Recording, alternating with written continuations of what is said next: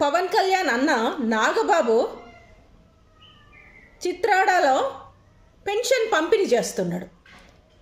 Pension పంపిణీ చేస్తుంటే ఆనందంగా ఉంది, వాళ్ళ కళ్ళల్లో మెరుపులు చూస్తుంటే చాలా హ్యాపీగా ఉంది అని చెప్తున్నాడు. ఎవరు పెన్షన్ పంచాల్సింది? ఎవరి సొమ్ము ఎవరు పంచుతున్నారు? ఎవరు అధికారంలో ఉన్నారు? తమ్ముడు అధికారంలో ఉంటే అన్న పెన్షన్ పంచుతాడా?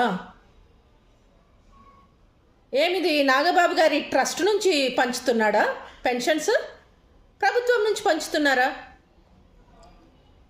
అంటే అధికారం ఒకరిది, అనుభవిస్తుంది ఇంకొకరు. వీళ్ళ పాలనను చూస్తుంటే జంబలకడి పంబ సినిమా గుర్తొస్తుంది. వారు చేసే పనులు వీరు చేస్తారు, వీరు చేసే పనులు వారు చేస్తున్నారు.